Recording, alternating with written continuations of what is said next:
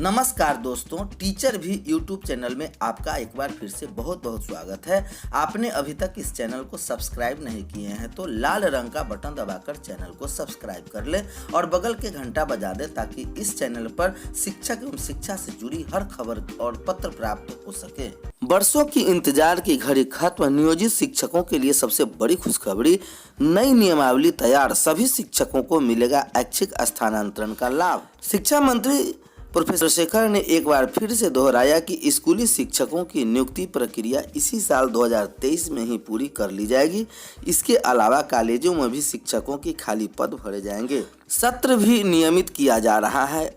वह विधान परिषद में शिक्षा विभाग से जुड़े अल्प सूची में तारांकित प्रश्नों का जवाब दे रहे थे। भाजपा सदस्य डॉक्टर प्रमोद कुमार के प्रश्न के जवाब में शिक्षा मंत्री चंद्रशेखर ने कहा कि अब भी सभी कोटि के शिक्षकों को ऐच्छिक स्थानांतरण का लाभ मिलेगा। नई नियमावली बन गई है, इसमें संशोधन कर सभी कोटि के शिक्षकों व पुस्तकालय अध्यक्षों को इससे आच्छादित किया जा चुका है। वर्तमान में स्थानांतरण के लिए सॉफ्टवेयर के निर्माण की प्रक्रिया चल रही है। सॉफ्टवेयर ट्रायल के बाद स्थानांतरण की कार्रवाई प्रारंभ की जाएगी। इसमें ज्यादा विलंब नहीं होगा। भाजपा की निवेदिता सिंह के ध्यानाकर्षण पर शिक्षा मंत्री ने बताया कि सभी जिलों में अपीलीय प्राधिकार का गठन कर दिया गया है। इस समय नियोजित शिक्षकों की बहाली की प्रक्रिया चल रही है। बहाली में पारदर्शिता रखने के लिए अपीलीय प्राधिकार के गठन की आवश्यकता है। शिक्षा विभाग ने 31 जनवरी को प्राधिकार के गठन की अधिसूचना जारी कर दी है। इसके तहत बिहार न्यायिक सेवा के 33 व बिहार प्रशासनिक सेवा और बिहार शिक्षा सेवा के 35 रिटायर्ड अधिकारियों को जिला अपीलीय प्राधिकार के पीठासीन पदाधिकारी के रूप में नियुक्त किया गया है। महेश्वर सिंह के प्रश्न के जवाब में मंत्री ने कहा कि 933 स्कूल ऐसे हैं जिनकी भूमि में मगर भवन नहीं है। पोर्टल बनने के बाद होगा नियोजित शिक्षकों का स्थानांतरण। विधान परिषद सदस्य डॉक्टर प्रमोद कुमार द्वारा पूछे गए सवाल के जवाब में शिक्षा मंत्री डॉक्टर चंद्रशेखर ने कहा कि नियोजित शिक्षकों के स्थानांतरण के लिए पोर्टल विकसित किया जा रहा है। पोर्टल बनने के बाद ट्रायल रन किया जाएगा। इसके बाद शिक्षकों को उनके गृह जिला स्थानांतरण के लिए कार्रवाई प्रारंभ की जाएगी। उन्होंने कहा कि पोर्टल बनने के लिए विभाग काफी तेजी से गति से काम कर रहा है। नियमावली तैयार हो गई है, अब सिर्फ ट्रायल रन का इंतजार है। शिक्षा मंत्री ने कहा कि नगर निकाय में पंचायती राज संस्थानों के शिक्षकों एवं पुस्तकालय अध्यक्षों की नियुक्ति नियमावली में दिव्यांग शिक्षक व पुस्तकालय अध्यक्ष की धारित पद से समतुल्य पद पर अंतर नियोजन इकाई में उपलब्ध रिक्त पद के सापेक्ष एक बार ऐच्छिक स्थानांतरण एवं पुरुष शिक्षकों के सुविधा दी जाएगी। वर्तमान में अध्यक्षों के एक बार अंतर जिला इकाई में पारस्परिक स्थानांतरण की सुविधा दी जाएगी। वर्तमान में नियमावली में संशोधन कर इसी कोटि के शिक्षकों व पुस्तकालय अध्यक्षों को इससे आच्छादित किया जा चुका है। इस बार विधान परिषद सदस्य डॉक्टर संजीव कुमार सिंह ने कहा कि इसके लिए सरकार कैलेंडर बना दे तथा प्रत्येक अप्रैल माह में स्थानांतरण की प्रक्रिया रहे। वही इनको मिलने वाले अर्जित अवकाश के बारे में विधान परिषद सदस्य प्रोफेसर नवल किशोर यादव द्वारा पूछे गए सवाल के जवाब में शिक्षा मंत्री ने कहा कि नियमावली में नियोजित शिक्षकों एवं पुस्तकालय अध्यक्षों को प्रथम 2 वर्ष की सेवा के उपरांत प्रत्येक वर्ष में 11 दिनों की छुट्टी अर्जित करते हुए अधिकतम 120 दिनों का संचित होने का प्रावधान है।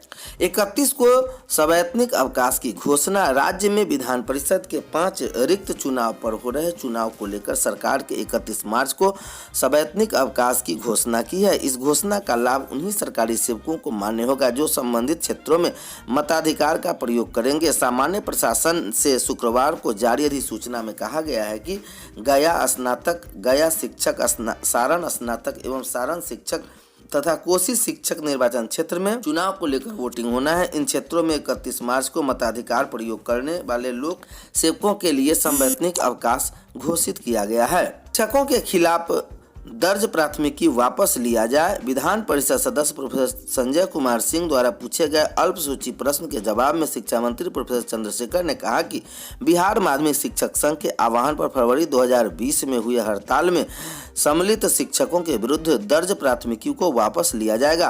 उन्होंने कहा कि अपर मुख्य सचिव शिक्षा विभाग द्वारा सभी डीएम के माध्यम से लोक अभियोजन या सहायक लोक अभियोजन के द्वारा सम्मानित शिक्षक को तोड़फोड़ तथा हिंसा की घटना को सम्मिलित नहीं थे। इसमें विरुद्ध दायर प्राथमिकी से अभियोजन वापस लेने के लिए अनुरोध किया गया था। जिला शिक्षा पदाधिकारी सीतामढ़ी ने हड़ताल में सम्मिलित शिक्षकों के विरुद्ध दर्ज प्राथमिकी को जिला पदाधिकारी सीतामढ़ी से वापस लेने के लिए अनुरोध किया, जो प्रक्रियाधीन है। विश्वविद्यालय में 4,638 पदों पर नियुक्ति की अधियाचना।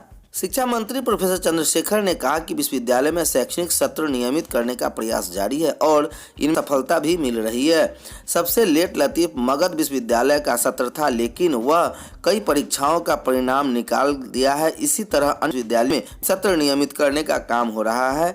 सत्र नियमित करने को लेकर उच्चतर शिक्षा की भी बनाई गई थी, जिनकी रिपोर्ट आ गई है। वह अनिल कुमार के तारांकित प्रश्न का उत्तर दे रहे थे। मंत्री ने बताया कि कॉलेज में नियुक्ति की प्रक्रिया भी चल रही है। विश्वविद्यालय सेवा आयोग को 4,638 पदों पर नियुक्ति के लिए अधियाचना की गई है। इसमें से 26 विषयों के 461 पदों पर आयोग द्वारा चयन की प्रक्रिया पूरी करते हुए अनुशंसा शिक्षा विभाग को उपलब्ध कराया था। सरकारी कर्मचारियों को एनपीएस के बदलाव के लिए सरकार तैयार है। वित्त मंत्री लोकसभा में वित्त सचिव की अध्यक्षता में कमेटी गठित का किया ऐलान। केंद्रीय कर्मियों और पेंशन भोगियों का महंगाई भत्ता 4% बढ़ा। केंद्र सरकार भी सरकारी कर्मचारियों के पेंशन नियमावली एनपीएस में बदलाव के लिए तैयार दिख रही है। वही वजह है कि शुक्रवार को वित्त मंत्री निर्मला सीतारमण ने लोकसभा में वित्त विधेयक 2023 को पेश करने के दौरान इस संबंध में बड़ा ऐलान किया है। उन्होंने कहा है कि सरकारी कर्मचारियों से जुड़े राष्ट्रीय पेंशन प्रणाली को बेहतरी के लिए केंद्र सरकार को कई प्रस्ताव मिले हैं। उन्होंने पेंशन के इस मामले पर विचार और एनपीएस को लाभकारी बनाने के लिए वित्त सचिव की अध्यक्षता में कमेटी बनाने की घोषणा की। यह कमेटी प्रस्तावों पर विचार करने के दौरान कर्मचारियों की जरूरतों के साथ वित्तीय स्थिति का भी ध्यान रखेगी, ताकि आम लोगों के हित की भी रक्षा की जा सके। उन्होंने यह भी कहा कि पेंशन प्रणाली की बेहतरी का ऐसा समाधान निकाला जाएगा जिससे केंद्र और राज्य दोनों अपना सके। इस बड़ी घोषणा के बाद लोकसभा में 64 संशोधनों के साथ वित्त विधेयक 2023 को पारित कर दिया गया। लोकसभा को सोमवार तक के लिए स्थगित कर दिया गया है। केंद्रीय कर्मियों और महंगाई भत्ता 4% बढ़ा।